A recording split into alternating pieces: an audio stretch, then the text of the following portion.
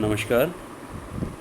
मैं डॉक्टर अभवशेखर, सहायक आचार्य राजनीति विज्ञान, राजकीय मीरा कन्या महाविद्यालय उदयपुर।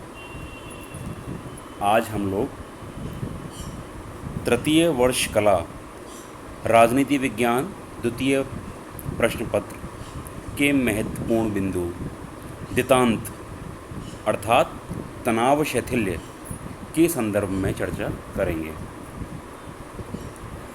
जैसे कि अभी तक हमने पूर्ववर्ती चर्चाओं में शीत युद्ध के संदर्भ में बातचीत की, तो हमने देखा कि द्वितीय विश्व युद्ध के पश्चात अंतर्राष्ट्रीय परिदृश्य के अंतर्गत गुटबाजी बढ़ गई, अर्थात एक गुट सोवियत संघ का था और दूसरा गुट अमेरिका का। दोनों गुटों के मध्य परस्पर तनाव, संघर्ष की स्थिति बहुत ज़्यादा व्यापक रूप में दृष्टिगत होती है। हमने देखा कि द्वितीय विश्व युद्ध के पश्चात दोनों ही महाशक्तियाँ शीत युद्ध के दौरान एक दूसरे पर परस्पर आरोप प्रत्यारोप की राजनीति करना, एक दूसरे की कमियां गिनाना, नीचा दिखाना, श्रेष्ठता स्वयं की श्रेष्ठता को साबित करना तथा विभिन्न नवोदित राष्ट्रों को अपने खेमे में मिलाने का कार्य करना। इस हेतु विभिन्न प्रकार की कार्य योजनाओं पर अमल करना, ये प्रमुख महत्वपूर्ण बिंदु रहे। शीत युद्ध का जो दौर चल रहा था, इस दौर में पूरी दुनिया के अंतर्गत एक तनाव का माहौल व्याप्त था, जहां प्रत्येक राष्ट्र, प्रत्येक मनुष्य निरंतर भय के साए में अपना जीवन व्यतीत कर रहा था। यह परस्पर आरोप प्रत्यारोप की राजनीति का दौर एक दीर्घकालीन समय तक अस्तित्व में रहा।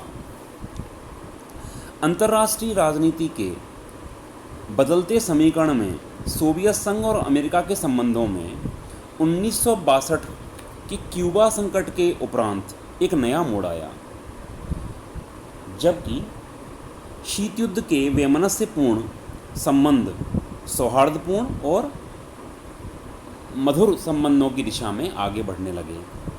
इन परिवर्तित अंतर्राष्ट्रीय राजनीतिक परिस्थितियों में तनाव, वैमनस्य, प्रतिस्पर्धा और अविश्वास का जो भाव था या संबंध था, तनाव शैथिल्य, मित्रता, सामंजस्य या शांतिपूर्ण सहअस्तित्व और परस्पर विश्वास में परिवर्तित होने लगा। जो शीत युद्ध का नकारात्मक संबंध था या माहौल था, वह अब आपसी विचार विमर्श की लालसा, समझौतावादी दृष्टिकोण, मैत्रीपूर्ण सहयोग की ओर उन्मुख होने लगा। अमेरिका और सोवियत संघ के संबंधों में इस नवीन परिवर्तन को तनाव शैथिल्य या दितांत के नाम से जाना जाता है। तो यहाँ यह बात महत्वपूर्ण है कि शीत युद्ध के दौरान, अर्थात 1945 से लेकर के 1962 तक एक तनावपूर्ण गतिविधियों के दौरान एक ऐसा वक्त भी आया 1962 के आसपास, जबकि दोनों ही महाशक्तियाँ या दोनों ही गुट परस्पर इस संघर्ष और वैमनस्य की राजनीति या इस घटनाक्रम को छोड़कर कहीं ना कहीं वापस एक समझौते के लिए या मधुर संबंधों के लिए या कड़वाहट को कम करने के लिए प्रयासरत हुए। 1962 के पश्चात अमेरिका और सोवियत संघ के नेताओं के जो दृष्टिकोण था, उसमें एक व्यापक परिवर्तन आया। ख्रुश्चेव और जॉन केनेडी, जो कि क्रमशः सोवियत संघ और अमेरिका के नेता थे, इन नेताओं ने अपने अपने देश के लोगों को मानसिक रूप से यह समझाने की प्रक्रिया प्रारंभ की कि शीत युद्ध से कोई लाभ नहीं होता और शीत युद्ध को जारी रखना उनके जो राष्ट्रीय हित हैं उनके लिए घातक है। अतः शीत युद्ध में कमी लाना और महाशक्तियों में मधुर संबंधों को स्थापित करना उनके राष्ट्रीय हितों के संरक्षण के लिए बहुत आवश्यक है। तो 1955 में दो ऐसी समझौतावादी उपलब्धियां हुई जो कि उनके लिए आदर्श थीं, जिन्होंने तनाव शैथिल्य को प्रारंभ किया। एक तो थी ऑस्ट्रिया के साथ शांति संधि करने में सोवियत संघ और अमेरिका की परस्पर विचार विमर्श की जो कार्यप्रणाली थी वह, और दूसरी संयुक्त राष्ट्र संघ में नए सदस्यों के जो संबंध में प्रवेश के संबंध में जो पैकेज डील समझौता हुआ वह। ये दो ऐसे मामले थे जिससे दोनों महाशक्तियों को यह बात समझ में आ गई कि तनाव शैथिल्य के आपसी संबंध ही उनके लिए लाभपूर्ण हैं। तो इस प्रकार से हम देख सकते हैं कि एक दीर्घकालीन संघर्ष की प्रक्रिया के उपरांत, दीर्घकालीन शीत युद्ध के तनावपूर्ण संबंधों के उपरांत महाशक्तियों को समक्ष एक ऐसा वक्त भी आया जब उन्हें यह महसूस होने लगा कि इस तनाव से कोई लाभ नहीं है, या इस नकारात्मक प्रतिस्पर्धा से कोई लाभ नहीं हो रहा है, वरन पूरी अंतर्राष्ट्रीय बिरादरी को नुकसान हो रहा है। तो और उन्होंने इस कारण दितांत की ओर या तनाव शैथिल्य की ओर कदम बढ़ाए। अब हम चर्चा करते हैं दितांत की। दितांत मूल रूप से फ्रेंच भाषा का शब्द है, जिसका जो शाब्दिक अर्थ है वह है तनाव में शिथिलता, या जिसे तनाव शैथिल्य भी कहते हैं, रिलैक्सेशन ऑफ टेंशंस। अंतर्राष्ट्रीय राजनीति के परिप्रेक्ष्य में दितांत से जो अभिप्राय है वह सोवियत संघ और अमेरिका के संबंधों में जो तनाव था उसमें कमी और दिन प्रतिदिन बढ़ती हुई मित्रता, सहयोग और शांतिपूर्ण सहअस्तित्व की भावना को इंगित करता है। एक विद्वान हुए BK श्रीवास्तव, वे कहते हैं कि संयुक्त राज्य अमेरिका और सोवियत संघ ने अब शीत युद्ध के संघर्षपूर्ण संबंधों का अवसान करने का निश्चय किया, जिसे प्राय दितांत के नाम से जाना जाता है। विभिन्न विद्वानों ने इस संदर्भ में अपनी अपनी परिभाषा लिखी। एक प्रोफेसर हरीश कपूर हुए, वे कहते हैं कि दितांत संबंधों की व्यवस्था में दोनों महाशक्तियों के आपसी व्यवहार में समझौतावादी रुझान का दायरा बढ़ना, यूरोपीय महाद्वीप का अब विभाजित न होना, अपितु यूरोपीय देशों में व्यापारिक और सांस्कृतिक आदान प्रदान का विस्तार होना तथा संघर्षपूर्ण एवं विवादास्पद समस्या को द्विपक्षीय एवं बहुपक्षीय वार्ताओं से निपटाना शामिल है। इस प्रकार हरीश कपूर व्यापक परिप्रेक्ष्य में दितांत को परिभाषित करते हैं। यदि हम विभिन्न विद्वानों की परिभाषाओं के आधार पर जो आधुनिक परिप्रेक्ष्य है उसमें दितांत को परिभाषित करें तो हम कह सकते हैं कि अमेरिका और पूर्व सोवियत संघ के मध्य शीत युद्ध के बजाय सामंजस्यपूर्ण संबंध को दितांत कहते हैं। अमेरिका तथा सोवियत संघ के मध्य मतभेद के बजाय शांतिपूर्ण सहअस्तित्व को दितांत कहते हैं। दितांत का यह अर्थ कदापि नहीं है कि दोनों महाशक्तियों के मतभेद पूर्णतः समाप्त हो गए और उनमें वैचारिक मतभेद नहीं है, या उनमें कोई राजनीतिक, आर्थिक, सैनिक प्रतियोगिता नहीं। दितांत की विशेषता यह थी कि सैद्धांतिक मतभेदों एवं प्रतियोगिताओं के बावजूद इसने महाशक्तियों में आर्थिक, वैज्ञानिक और तकनीकी सहयोग में बाधा प्रस्तुत नहीं होने दी। इस प्रकार हम कह सकते हैं कि दितांत का अर्थ शीत युद्ध की समाप्ति नहीं है, वरन इसका जो तात्पर्य है वो कहीं ना कहीं दोनों महाशक्तियों के मध्य जो एक तनाव का माहौल है, नकारात्मक प्रतिस्पर्धा है, उसको सीमित करने से है। अर्थात जो प्रतिस्पर्धा है उसके मानदंडों को आंशिक रूप से संहिताबद्ध करने का प्रयास है। यदि हम दितांत के कारणों को समझने का प्रयास करें कि दितांत का कारण क्या था, क्यों यह अस्तित्व में आया, तो हम यहाँ पर कुछ महत्वपूर्ण बातों को इंगित कर सकते हैं, जिसमें से कि एक है दितांत का जो संबंध है वो पारस्परिक राष्ट्रीय हितों की जो पूर्ति को करता है। एक विद्वान हुए हैं MS राजन, वे कहते हैं कि शीत युद्ध के संघर्षपूर्ण मार्ग से दितांत के सपाट रास्ते पर चलने का कारण महाशक्तियों के पारस्परिक हितों में ढूंढा जा सकता है। तो यहाँ पर MS राजन कह रहे हैं कि जो महाशक्तियों के पारस्परिक हित थे वे दितांत के लिए उत्तरदायी रहे। दोनों महाशक्तियों के नेताओं और जो विद्वजन थे उन्होंने सोचा कि अस्त्र शस्त्रों पर धन खर्च करने के बजाय अपने देश में आम आदमी के भविष्य को सुखद बनाने पर धन खर्च करना आवश्यक है। शीत युद्ध के युग में सोवियत संघ ने खाद्यान्न क्षेत्र में आत्मनिर्भरता को प्राथमिकता नहीं दी और अमेरिका ने निग्रो लोगों के कल्याण पर धन खर्च करने में कंजूसी करी। इससे दोनों देशों के मध्य असंतोष बढ़ा जनता में। तो फिर कहीं ना कहीं यह बात महाशक्तियों के समक्ष दृष्टिगत हुई या उपजी कि यदि इस नकारात्मक प्रतिस्पर्धा को त्याग कर यदि हम सकारात्मक भाव अपनाते हुए अपने देश के अंतर्गत और वैश्विक परिदृश्य में सकारात्मक कार्य करें तो वह ज़्यादा लाभकारी होगा और इस कारण देतांत तो अस्तित्व में आया। दूसरा जो एक महत्वपूर्ण कारण आता है वह है कि देतांत संबंध जो हैं वो सोवियत संघ के आर्थिक विकास की आवश्यकताएं पूरी करते थे। अर्थात देतांत का जो एक कारण है वो सोवियत संघ के आर्थिक विकास की आवश्यकताएं भी थी। तकनीकी और ज्ञान के अभाव में सोवियत संघ कृषि के क्षेत्र में आत्मनिर्भर नहीं हो पा रहा था। साइबेरिया में उपलब्ध विशाल गैस के भंडारों का दोहन नहीं कर पा रहा था। सोवियत संघ को अतिरिक्त खाद्य पदार्थ जो थे उनकी लगातार आवश्यकता रहती थी जिसे वे अमेरिका से सौहार्दपूर्ण संबंधों के वातावरण में आसानी से प्राप्त कर सकता था। चूँकि अमेरिका के पास हमेशा अतिरिक्त खाद्यान्न उपलब्ध रहते थे, निश्चित रूप से अमेरिका के पास तकनीकी जो ज्ञान था वो ज़्यादा व्यापक था।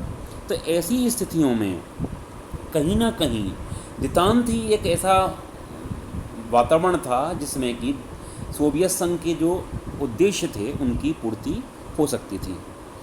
ठीक इसी प्रकार एक जो प्रमुख कारण जो उभर के आता है वह है अमेरिका के जो उद्योग थे उनके लिए कच्चे माल की आवश्यकताएं। तो अमेरिका के नेताओं ने महसूस किया कि सोवियत संघ में कच्चे माल के विशाल भंडार हैं और अमेरिकी उद्योगों के लिए उन्हें आसान शर्तों पर प्राप्त किया जा सकता है। तो इस प्रकार से हम कह सकते हैं कि सोवियत संघ और अमेरिका के परस्पर हित या उद्देश्य इस प्रकार के थे कि दोनों महाशक्तियों को यह लगा कि नकारात्मक प्रतिस्पर्धा और शीत युद्ध का जो एक नकारात्मक माहौल है उसको त्याग करके तनाव शैथिल्य के दौर में प्रवेश कर एक ऐसा प्रयास किया जाए जिससे कि दोनों देशों के परस्पर हितों की आपूर्ति भी हो सके। एक प्रमुख जो कारण और नज़र आता है वह है जो परमाणविक शस्त्र थे उनके क्षेत्र में भी एक संतुलन व्याप्त हुआ। शीत युद्ध का एक कारण था परमाणविक शस्त्रों का असंतुलन, क्योंकि अमेरिका के पास परमाणविक शस्त्र थे और सोवियत संघ उस समय परमाणु शक्ति से संपन्न नहीं था। किंतु जब सोवियत संघ ने भी परमाणु शक्ति को प्राप्त कर लिया तो ऐसी स्थिति में एक संतुलन व्याप्त हो गया दोनों महाशक्तियों के बीच। तो कहीं ना कहीं अमेरिका को भी ये महसूस हो गया कि सामने जो है एक जो सशस्त्र संघर्ष की नीति है वो उपयुक्त नहीं है, वरन दोनों महाशक्तियों के मध्य संवाद की आवश्यकता है। अतः देतांत का एक प्रमुख कारण यह भी रहा। इसके अतिरिक्त जो राष्ट्रों की प्राथमिक आवश्यकताएं थीं उसमें भी एक बुनियादी या आधारभूत परिवर्तन दृष्टिगत हुआ। शीत युद्ध के काल में जो अमेरिका की जो नीति थी और उसकी प्राथमिक आवश्यकता थी वह साम्यवाद का अवरोध, साम्यवाद का उन्मूलन था, जबकि सोवियत संघ की जो सर्वोच्च प्राथमिकता थी वो साम्यवाद का विस्तार और पूंजीवाद का अंत था। अर्थात विचारधारात्मक टकराव बहुत महत्वपूर्ण था। लेकिन धीरे धीरे करते करते जो कल्याणकारी योजनाएं बनी, जीवन स्तर को ऊंचा उठाने के लिए कार्यक्रम बने, इन सब चीज़ों ने कहीं ना कहीं तनाव शैथिल्य को आगे बढ़ाने का कार्य किया। एक प्रमुख कारण है जो शीत युद्ध था उसके माध्यम से एक तनावपूर्ण माहौल पूरी अंतर्राष्ट्रीय बिरादरी के समक्ष बना हुआ था। अंतर्राष्ट्रीय परिदृश्य में निरंतर एक भय का साया बना हुआ था। अर्थात प्रत्येक राष्ट्र का प्रत्येक नागरिक हमेशा यह महसूस करता था कि किसी भी क्षण कोई वैश्विक स्तर का युद्ध छिड़ सकता है। और ऐसी स्थिति में एक लंबे समय तक रहने के उपरांत महाशक्तियों को यह उचित प्रतीत हुआ कि अब इस तनाव और भय के साये से निकल करके एक सौहार्दपूर्ण संबंधों की ओर आगे बढ़ा जाए।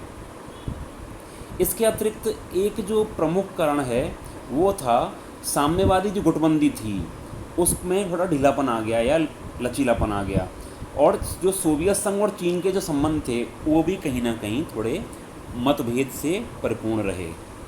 इसके अतिरिक्त एक महत्वपूर्ण कारण है, वह है गुटनिरपेक्ष राष्ट्रों की भूमिका।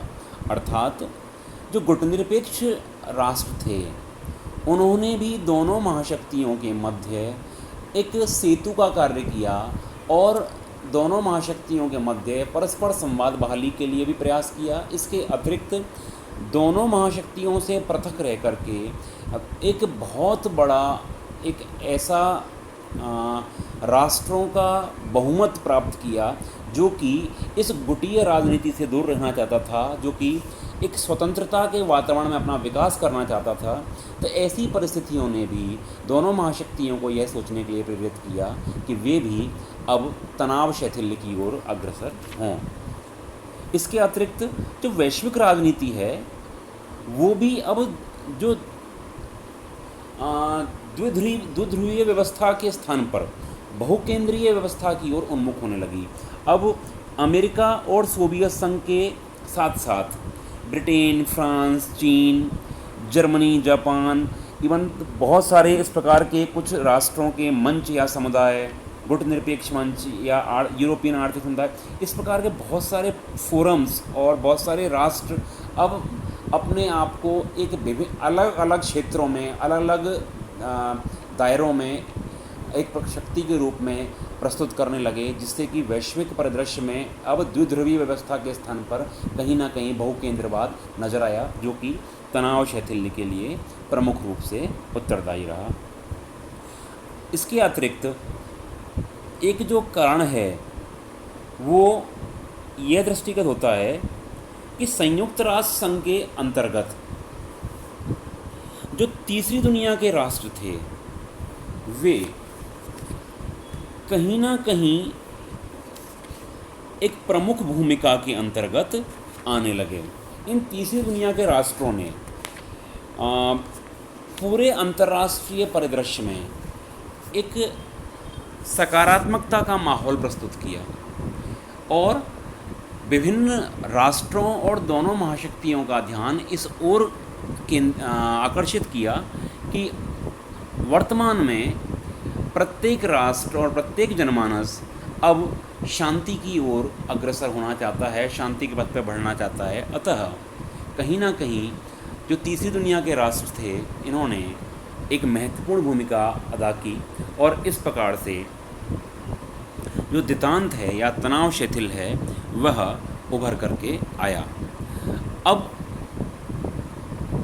तनाव शैथिल्य की जो भूमिका है वह काफ़ी महत्वपूर्ण हमें अंतर्राष्ट्रीय राजनीति के अंतर्गत दृष्टिगत होती है। अब अंतर्राष्ट्रीय राजनीतिक व्यवस्था पर दितांत या तनाव शैथिल्य का क्या प्रभाव पड़ा और उसकी क्या स्थिति रही, यह हम लोग अगले व्याख्यान के अंदर चर्चा करेंगे। नमस्कार।